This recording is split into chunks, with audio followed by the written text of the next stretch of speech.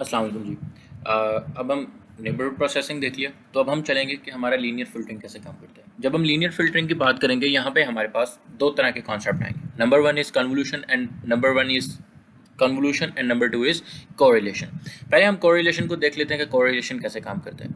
Correlation basically हमारा काम क्या करता है कि हम अपने जो फ़िल्टर है, हम उस फ़िल्टर को अपनी इमेज के ऊपर मूव करते हैं और हम उससे क्या कैलकुलेट कर रहे होते हैं, सम ऑफ प्रोडक्ट कैलकुलेट कर रहे होते हैं हर एक लोकेशन के ऊपर। जितने साइज़ का फ़िल्टर होगा उतने साइज़ के वो इमेज की वेसिनिटी लेंगे, उसके ऊपर हम फ़िल्टर को रखेंगे, उसकी जो कैलकुलेशन परफॉर्म करके सम ऑफ प्रोडक्ट निकाल के ओरिजिन के ऊपर उसे रिप्लेस करके हम आगे की तरफ नेक्स्ट लोकेशन की तरफ हम मूव कर जाएंगे। अब ये जो प्रोसेस है ये पिक्सल टू पिक्सल चलेगा, जहाँ पे हमारा पूरे का पूरा फ़िल्टर सही से एडजस्ट होगा, वहाँ से हम स्टार्ट करेंगे। ठीक है जी। अब यहाँ तक आगे बात आ गई कि कोरिलेशन कैसे काम करेगा। कोरिलेशन बेसिकली क्या है, सम ऑफ प्रोडक्ट। हम फिल्टर को इमेज के साथ मल्टीप्लाई कर देंगे तो जिससे हम क्या होगा, हमारा जो भी रिजल्ट आएगा उस हम ओरिजिन के ऊपर प्लेस करते हुए आगे मूव करते हुए चले जाएंगे। यहाँ तक तो बात ही कोरिलेशन की। अब फिल्टर क्या होगा, अब फिल्टर क्या है, फिल्टर एक वेसिनिटी है, कोई एक कर्नल है, कोई एक चीज़ है जिसको हम अप्लाई कर रहे हैं ताकि हम इमेज को इन्हांसमेंट करें या किसी भी तरह की कोई भी परफॉर्मेंस इमेज को इन्हांस करने के लिए अप्लाई करना चाहते हैं तो हम फिल्टर डिज़ाइन करेंगे। बेसिकलि जब हम एवरेजिंग फ़िल्टर डिज़ाइन करते हैं तो एवरेजिंग फ़िल्टर काम क्या करते हैं, इमेज को स्मूथ करते हैं। एवरेजिंग फ़िल्टर काम करते हैं, इमेज को स्मूथ करते हैं और इमेज के अंदर से नॉइज़ रिमूव करते हैं। जो यहाँ पे शार्प एजेस होते हैं उनको स्मूथ कर देते हैं। अच्छा, अब यहाँ पे आपने जब भी एवरेजिंग फ़िल्टर बनाना है तो एवरेजिंग फ़िल्टर में हम क्या करते हैं, एवरेजिंग फ़िल्टर का जो सम होता है वो अप टू 1 होता है। उसकी वजह ये होती है कि हम अपना जो हमारी जो ब्राइटनेस है वो सारी की सारी पूरी इमेज की वो कांस्टेंट है। अब फॉर इंस्टेंस अगर हम यहाँ पे कोई एक एवरेजिंग फ़िल्टर डिज़ाइन करते हैं, लेट्स से मैं कहता हूँ ये मैं एक एवरेजिंग फ़िल्टर बना रहा हूँ 1 1 1। ये मैंने एक फ़िल्टर बना लिया और ये किसी भी मैं एक इमेज के साथ इसको मल्टीप्लाई कर दूंगा तो मेरा इमेज क्या होगा, स्मूथ हो जाएगा। अब जब मैं इसको सम करूँगा तो यहाँ पे मैं इसको एक कोफिशिएंट के साथ मल्टीप्लाई करवा देता हूँ, दैट इज़ 9 होगा, तो ये मैं 9 के साथ मल्टीप्लाई कर दूँगा। अगर हम इन सबको ऐड करें तो इसका आंसर क्या आएगा, 9 आएगा। और इसको डिवाइड करें 9 के ऊपर तो आप आंसर क्या आ जाएगा, 9 डिवाइड बाई 9 अप टू 1 आ जाएगा। तो हम ये इसीलिए मल्टीप्लाई करते हैं, ये जो कोफिशिएंट मैंने लिया, ताकि मेरी जो इमेज की जो ब्राइटनेस है वो हमें क्या रहे, कांस्टेंट रहे। ठीक है, यहाँ तक तो ये बात होगी थी एवरेजिंग फ़िल्टर की। जब अब फ़िल्टर हमने बना लिया, फ़िल्टर हमने कहा जी कोई एक वेसिनिटी होगी, कोई एक विंडो होगी, कर्नल कोई एक वेसिनिटी होगा, फ़िल्टर वेसिनिटी होगी, कोई विंडो होगी, कोई स्पेस होगी, हम ये चीज़ें डिफाइन करें। अब ये काम कैसे करेगा इन केस ऑफ कोरिलेशन। अभी हमने कोरिलेशन में क्या कहा कि हम क्या करेंगे, कोरिलेशन के प्रोसेस के अंदर हम फ़िल्टर को अपनी इमेज के ऊपर से मूव करवाएंगे, moving a filter mask over the image and computing the sum of product. हम हर एक लोकेशन के ऊपर सम ऑफ प्रोडक्ट कंप्यूट करेंगे। अब लेट्स से हम सम ऑफ प्रोडक्ट कंप्यूट करना चाह रहे हैं, ये मेरे पास कोई एक इमेज है, ये मेरे पास इनपुट इमेज है। अब मैं इस इनपुट इमेज के ऊपर कोरिलेशन परफॉर्म करना चाहता हूँ। अब जो मेरी वेसिनिटी है, जो मैंने विंडो ली, जो मैंने कर्नल लिया, वो मैंने लिया 3x3 का। अब यहाँ पे आपको ध्यान रहे कि हम इसी इमेज के अंदर से वेसिनिटी ले रहे हैं, कोई अलहदा से एवरेजिंग फ़िल्टर अप्लाई नहीं कर रहे। हमने क्या कहा कि हम इसका यहाँ से क्या करेंगे, 3x3 साइज़ का हम फ़िल्टर ले लेते हैं। तो हमारा जो पहला 3x3 साइज़ का फ़िल्टर बना वो यहाँ पे इस पिक्सल के ऊपर बना।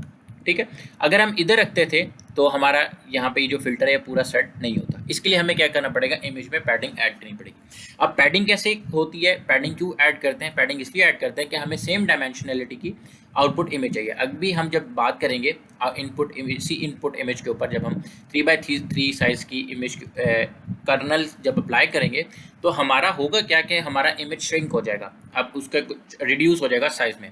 अभी जब हम इसके ऊपर अप्लाई करेंगे तो ये देखें, जब ये 3x3 है, कोरिलेशन अभी मैंने बताया सम ऑफ प्रोडक्ट, हमने इन सम को मल्टीप्लाई करके इनका सम कर लेना है। जो आंसर क्या आएगा, दैट वुड बी 0, क्योंकि सारी वैल्यूज़ 0 हैं। 0 डिवाइडेड बाय 9, टोटल 9 वैल्यूज़ हैं तो 9। फिर अगली वेसिनिटी हमारे पास क्या होगी, अगली वेसिनिटी हमारे पास ये होगी। अब ये देखें, हम अपने फ़िल्टर को, अपने कर्नल को मूव कर रहे हैं 1 by 1। अब ये जो मूव करना है ये कहलाता है स्ट्राइड। अब कितने स्ट्राइड लेना है, हम ये कह रहे हैं कि 1 by 1 का जंप लेते हुए हम अपने कर्नल को मूव करेंगे। कर्नल मूव करने का कुछ तरीके हैं, मास्क को मूव करने के तरीके हैं। वो क्या है, left to right, top to bottom, या बॉटम टू टॉप और राइट टू लेफ्ट। इन दोनों मैकेनिज्म को आप फॉलो करके कर सकते हो। अब ये देखें, मैं left to right, top to bottom चल रहा हूँ। 0, नेक्स्ट में मेरे पास 90 आ गया, सम आएगा 90, 90 divided by 9, that would be 10।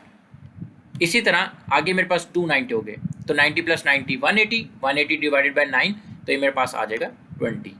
इसी तरह मैं आगे जब चलूँगा, ये मेरे पास ये वेसिनिटी 20 के हिसाब से होगी। अब जब मैं कर्नल को आगे मूव करूंगा तो ये मेरे पास ये वाली स्पेस आ जाएगी, या ये मेरे पास विंडो आ जाएगी। अब इसके अंदर 390 है विच इज़ अराउंड 270, तो ये मेरे पास हो जाएगा 30। फिर इसी तरह आगे मैं चला जाऊंगा, यहाँ पे भी मेरे पास क्या होगा, 3 ही मेरे पास वैल्यूज आ रही हैं। ठीक है, अब हम देखते जाएं कि हम जो भी हमारा रिजल्ट आता है उसको हम कहाँ रिप्लेस करते हैं, ओरिजिन के ऊपर रिप्लेस करते हैं। इसी तरह हमने अपने कर्नल को अपनी इमेज के ऊपर मूव करवाना है, ये 30। फिर अगेन मैं नेक्स्ट जब मूव करूँगा, अब मेरा ओरिजिन जो होगा वो ये वाला पिक्सल होगा, क्योंकि ये वाला पिक्सल है। अब मैं इस ओरिजिन को ये प्लेस कर देता हूँ, तो ये भी मेरा क्या आंसर आएगा, 30 आंसर आ जाएगा। इसी तरह मेरा अगले में 2 आ जाएंगे 90, तो यहाँ पे हो जाएगा जी 20। फिर नेक्स्ट में मेरे पास 1 आ जाएगा, यहाँ पे आ जाएगा जी 10, और इस तरह ये मेरा आंसर हो जाएगा। फिर इसके बाद जब मैं इसको फिल करूँगा तो यहाँ पे अब मैं नीचे आ जाऊँगा, लेफ्ट टू राइट यहाँ तक कंप्लीट हो गया। अब टॉप टू बॉटम, अब टॉप हो गया। अब नेक्स्ट जो मेरा ओरिजिन होगा, पिक्सल की लोकेशन होगी, वो ये वाली होगी। यहाँ पे मेरा 3x3 का फिल्टर पूरा सही तरीके से एडजस्ट हो रहा है, तो यहाँ पे मेरी जो वैल्यू आएगी वो आएगी 0। इसी तरह नेक्स्ट जो मेरी विंडो सेलेक्ट होगी वो ये वाली विंडो मेरी सेलेक्ट होगी। इसके अंदर 290 रिपीट हो रहे हैं, तो अब यहाँ पे क्या होगा मेरा, यहाँ पे जब मैं इसको वैल्यू फिल कर दूंगा 290 एंड 180 डिवाइडेड बाई 9, तो मेरा आंसर आ जाएगा 20।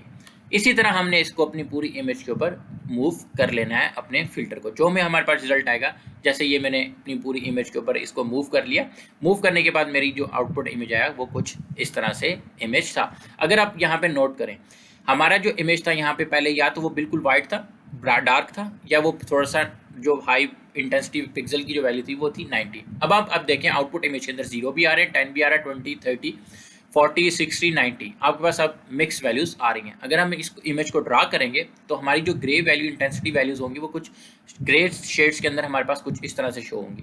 पहले ये डार्क बिल्कुल इमेज था और बिल्कुल वाइट इमेज था। अब क्या हुआ, डार्क भी है, वाइट भी है, और बिल्कुल मिक्स ब्लैकिश और वाइटिश दोनों मिक्स भी हैं।